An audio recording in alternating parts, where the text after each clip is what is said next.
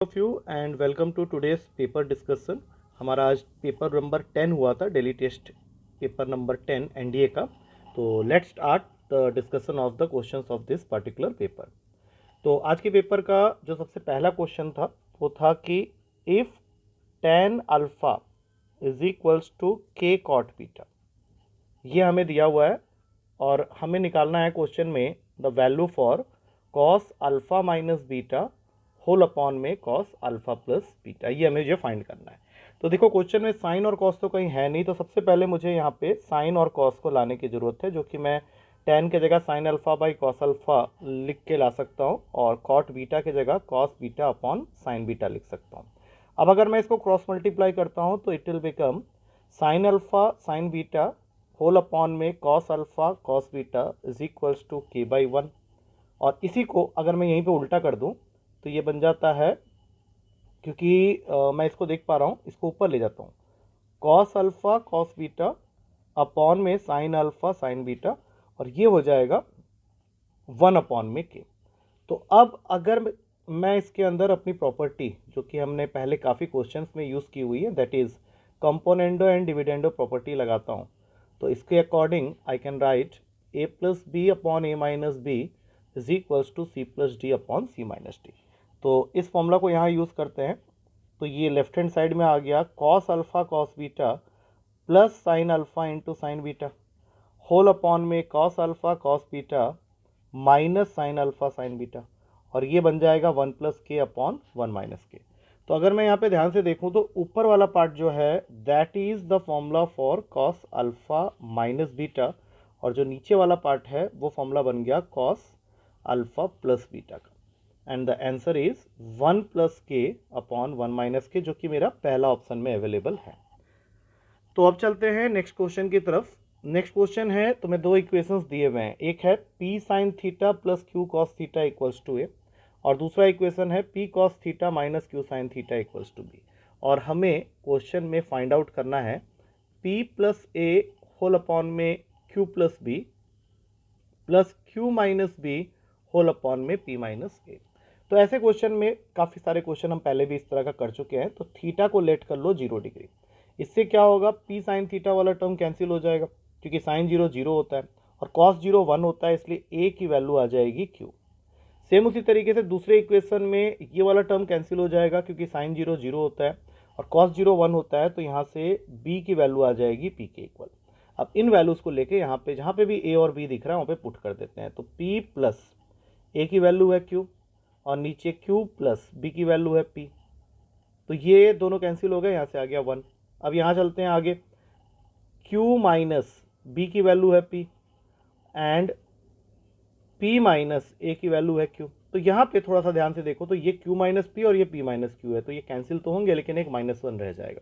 तो आंसर क्या हो गया, 0, that is there in the C option. अब अगला क्वेश्चन है, तो मैं दो इक्वेशन दी हुई है, यहाँ से हम लोग को सेक और टैन दिख रहा है। तो सबसे पहले इस फर्स्ट इक्वेशन से जहाँ पे लिखा हुआ है x is equals to 5 plus 2 sec theta, मैंने वहाँ से वैल्यू निकाल ली सेक थीटा की, जो कि हो गया x माइनस 5 होल अपॉन में 2। और ये जो दूसरा इक्वेशन है, यहाँ से टेन थीटा की वैल्यू निकाल लो, जो कि आ जाएगा y माइनस 5 होल अपॉन में 2 इक्वल्स टू टेन थीटा। अब जैसे ही तुम्हें सेक थीटा और टेन थीटा की वैल्यू मिल गई, तो हम सबको पता है कि सेक थीटा और टेन थीटा को रिलेट करता है the formula sec square theta minus tan square theta equals to 1।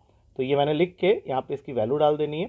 Square करने पे ये बन जाएगा x माइनस 5 का होल स्क्वायर माइनस 4, और यहाँ आ जाएगा y माइनस 5 का whole square upon 4 equals to 1। और हमें क्वेश्चन क्या पूछ रहा है, हमें क्वेश्चन पूछ रहा है सिर्फ न्यूमरेटर पार्ट की value, that is x minus 5 का whole square minus y minus 5 का होल स्क्वायर। तो क्रॉस मल्टीप्लाई करके ये वैल्यू आ जाता है मेरा 4, that is there in the D option. अगला क्वेश्चन तुम्हें सेक थीटा की वैल्यू दे रहा है, पूछ रहा है टेन थीटा बाई 2, तो सबसे पहले यहाँ से कॉस थीटा निकाल लो, जो कि होगा 4/5। अब ऐसा क्यों किया, क्योंकि हमारे पास में जो फॉर्मूला अवेलेबल है कॉस थीटा का, that is 1 minus tan square theta by 2 whole upon में 1 plus tan square theta by 2। और ये फॉर्मूला आया है कॉस 2 थीटा के फॉर्मूला से, जो कि होता है cos 2 theta equals to 1 minus tan square theta upon 1 plus tan square theta. अब चूंकि यहाँ पे एंगल आधा है तो मैंने आधा कर दिया। अब कॉस थीटा की वैल्यू तो मुझे पता है, लेकिन टेन थीटा बाई 2 नहीं पता है, तो tan थीटा बाई 2 निकालने से पहले इस फॉर्मूला में मैं tan थीटा बाई 2 को लेट कर लेता हूँ x। तो इससे ये हो जाएगा 1 minus x square upon 1 plus x square. तो x सॉल्व करना मान लीजिए ज़्यादा ईजी रहेगा, नहीं तो बार बार हमें ये लिखना पड़ता। अब क्रॉस मल्टीप्लाई कर देते हैं, तो ये हो गया 4 plus 4 x square is equals to 5 minus 5 x square. तो टोटल वैल्यू आ गया 9 x square equals to 1, x square की वैल्यू 1/9 एंड फाइनली x की वैल्यू हो गई 1/3। और हमने x किसको लेट किया था, tan थीटा बाई 2 को, और हमें पूछा क्या था, वो भी tan थीटा बाई 2। तो हमारा आंसर आ गया पहला ऑप्शन, दैट इज 1/3। अब चलते हैं अगले क्वेश्चन में। अगला क्वेश्चन है वो तुमसे पूछ रहा है what is the length of the chord of a unit circle. अब सबसे पहले देखो, यूनिट सर्कल का मतलब होता है एक ऐसा सर्कल जिसका रेडियस 1 है। तो हम लोग एक सर्कल ड्रॉ करेंगे, उसके ये दो रेडियस दिखाएंगे और दोनों की रेडियस की जो वैल्यू 1 यूनिट की होगी। तो ये मैंने फिगर में दिखा दिया, ओ ए और ओ बी, और ए बी को ज्वाइन कर लो, दैट इज द कॉर्ड। तो यूनिट सर्कल का डेफिनेशन यही हो गया कि any circle whose radius is 1। अब तुमको ये जो कॉर्ड दिख रहा है इसकी लेंथ बतानी है, जो कि सेंटर पे एंगल बना रहा है थीटा का। तो यहाँ से एक परपेंडिकुलर ड्रॉ कर दो, और हमने ये थ्योरम पढ़ी हुई है 8th क्लास में कि perpendicular drawn from the centre of a circle to a chord bisects the chord as well as that angle which is subtended at the centre. तो ये एंगल भी 2 इक्वल पार्ट्स में divide हो जाएगा। अब इसमें से एक ट्रायंगल ले लो AOM, और इसमें तुम सीधा सीधा साइन थीटा बाई 2 की वैल्यू निकाल लो, जो कि होता है परपेंडिकुलर अपॉन हाइपोटेन्यूस। इस ट्रायंगल के हिसाब से अगर तुम थीटा बाई 2 एंगल को कंसीडर कर रहे हो तो उसका सामने वाला साइड AM हो जाएगा तुम्हारा परपेंडिकुलर, और हाइपोटेन्यूस होगा R जो कि 1 है। तो अगले ही स्टेप में साइन थीटा बाई 2 की वैल्यू आ गई AM अपॉन 1, और AM की वैल्यू आ गई साइन थीटा बाई 2। लेकिन AM अगर तुम ध्यान से देखो तो वो हाफ ऑफ द कॉर्ड है, हमें पूरा कॉर्ड चाहिए। तो क्या करेंगे, इसको 2 से मल्टीप्लाई कर देंगे, और 2 से मल्टीप्लाई जैसे ही करोगे वो 2AM हमारा AB बन जाएगा, और मेरा फाइनल आंसर आ गया 2 साइन थीटा बाई 2। अब चलते हैं अगले क्वेश्चन में, क्वेश्चन नंबर 6। इसके बारे में हमने बात की हुई है कि कोई भी दो रेसिप्रोकल फंक्शंस का जो सम होता है that is always greater than equals to 2 if they have got the same power. तो cos theta plus sec theta, तो कॉस थीटा और सेक थीटा एक दूसरे के रेसिप्रोकल होते हैं, उनका पावर भी 1 1 दिया हुआ है और उनको सम किया जा रहा है। वो बोल रहा है कि cos theta plus sec theta can never be equal to 1.5। और अभी मैंने क्या बोला कि दो रेसिप्रोकल फंक्शंस का सम अगर उनके पावर सेम है तो is always greater than equals to 2। तो मेरे ख्याल से ये स्टेटमेंट बिल्कुल सही है। अब उसी तरह से दूसरा स्टेटमेंट है कि tan theta plus cot theta can never be less than 2। तो ये बात भी बिल्कुल सही है, क्योंकि tan थीटा और कॉट थीटा भी एक दूसरे के रेसिप्रोकल हैं विद सेम पावर 1, और उनका भी सम पूछा जा रहा है, तो वो वैल्यू हमेशा ग्रेटर देन इक्वल्स टू 2 होगी।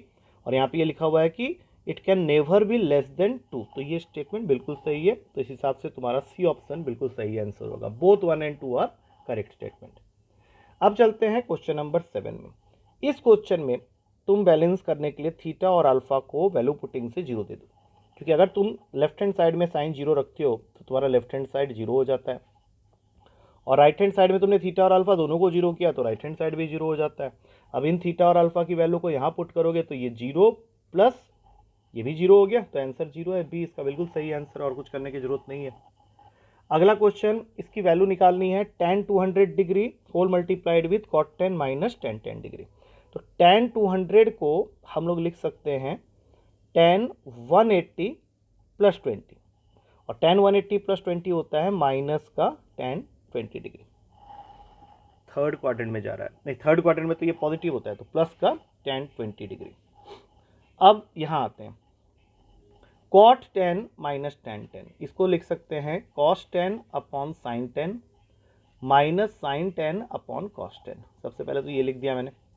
अब यहाँ पे तुम्हारा एलसीएम ले लेंगे तो ये बन जाएगा cos square 10 minus sine square 10, और नीचे आ गया साइन 10 इंटू कॉस 10। अब देखते हैं क्या आता है। तो ऊपर बन गया है फॉर्मूला cos 2 थीटा का, दैट इज cos 20, और इसको क्या करेंगे, अब देखो साइन और कॉस सेम एंगल के साथ आ गए हैं तो इसको 2 से मल्टीप्लाई डिवाइड कर देंगे। तो एक 2 यहाँ मल्टीप्लाई किया, एक 2 यहाँ मल्टीप्लाई किया, और स्टार्टिंग में हमने यहाँ पे 20 डिग्री प्रूफ किया हुआ है।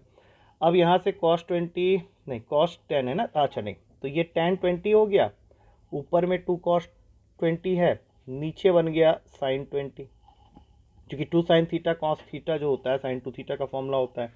तो टोटल रिजल्ट अब आ गया tan 20 इंटू 2 cot 20, क्योंकि cos 20 अपॉन sin 20 cot 20 होता है। तो tan 20 इंटू cot 20 1 हो गया, 2 इंटू 1 की वैल्यू हो गई 2, जो कि हमारे बी ऑप्शन में अवेलेबल है। अगला क्वेश्चन, तुम्हें cos a की वैल्यू दे रखी है 3/4 और तुमको फाइंड करना है sin a/2 into sine 5a/2। इसका मतलब है कहीं ना कहीं वो तुमको लगाने बोल रहा है sine a into sine b का फॉर्मूला, और ये फॉर्मूला होता है cos a minus b minus cos a plus b whole divided by 2। अब इस क्वेश्चन में तुम्हारा a ये पूरा है, ये पूरा तुम्हारा b है, तो इस फॉर्मूला में अगर हम लोग पुट करते हैं तो ये बन जाएगा cos a/2 minus 5a/2 minus cos a/2 plus 5a/2 और होल डिवाइडेड बाई 2। अब ये टोटल यहाँ से आ गया, cos का -2 है, लेकिन cos का माइनस थीटा cos थीटा होता है, इवन फंक्शन है, और यहाँ से आ गया cos 3 है अपॉन में 2। अब cos a की वैल्यू है तो दोनों को हम लोग को उसी फॉर्म में लाना पड़ेगा। तो cos 2a का फॉर्मूला होता है 2 cos स्क्वायर a माइनस 1 और cos 3a का फॉर्मूला होता है 4 cos cube a minus 3 cos a whole upon में अप टू। अब इसमें एक एक करके वैल्यूज डाल लो। जैसे ही तुम cos स्क्वायर a डालोगे तो ये बन जाएगा 2 into 9/16 minus 1 in the first bracket, और यहाँ आ जाएगा -4 इंटू cos क्यूब मतलब 27/64 माइनस 3 इंटू 3/4 और होल अपॉन में 2 भी है। अब इसको कट करेंगे, बाकी सॉल्यूशन करना है। ये 1/8 हो गया, ये 16 में गया, 27/16 माइनस 9/4 होल डिवाइडेड बाई 2। थोड़ा सा और आगे सॉल्व करके देख लेना, ये 11/32 में रिड्यूस हो जाएगा। तो इसका सही आंसर हो गया 11/32। अब आते हैं आखिरी क्वेश्चन में। आखिरी क्वेश्चन था आज के पेपर का कि cos alpha plus cos beta की तुमको वैल्यू दे रखी है 3/2, sign alpha plus sine beta की वैल्यू दे रखी है 1/2। चलो इन दोनों इक्वेशन से तो कोई प्रॉब्लम नहीं है। उसके बाद उसने एक लाइन लिखा है कि theta is the arithmetic mean of alpha and beta. तो तुमको ये पता होना चाहिए arithmetic mean of to values मतलब उन दोनों वैल्यूज का सम अपॉन 2। दैट मीन्स तुम्हारे क्वेश्चन के हिसाब से थीटा की जो वैल्यू है वो अल्फा प्लस बीटा बाई 2 है। हम लोग पहले इक्वेशन से स्टार्ट करते हैं। cos अल्फा प्लस बीटा का फॉर्मूला होता है 2 cos alpha plus beta by 2 into cos alpha minus beta by 2, जो कि हमें दिया हुआ है 3/2 के इक्वल। उसी तरह से sine alpha plus sine beta का फॉर्मूला होता है 2 sine alpha plus beta by 2 into cos alpha minus beta by 2 is equals to 1/2। अब इसको बना लो से सेकेंड इक्वेशन, इसको बना लो फर्स्ट इक्वेशन और डिवाइड कर दो। डिवाइड करोगे उल्टा करके तो 1/2 और 3/2 डिवाइड होकर 1/3 हो जाएंगे।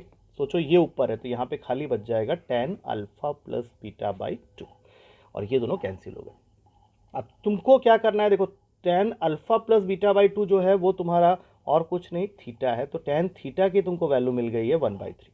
अब हमें क्या निकालना है, साइन 2 थीटा। साइन 2 थीटा को रिलेट करते हैं tan थीटा से with the formula 2 tan theta whole upon में 1 प्लस tan स्क्वायर थीटा, और cos 2 थीटा का फॉर्मूला होता है 1 minus tan square theta upon 1 plus tan square theta. और ये हम लोग क्यों कर रहे हैं, क्योंकि हमें tan थीटा की वैल्यू पता है। तो tan थीटा की वैल्यू यहाँ रख दो, 2 इंटू 1/3 अपॉन में 1 प्लस 1/9, और ये 1 माइनस 1/9 होल अपॉन में 1 प्लस 1/9। तो ऊपर आ गया 2/3 और नीचे हो जाएगा 9/10, और ये हो जाएगा 8/10।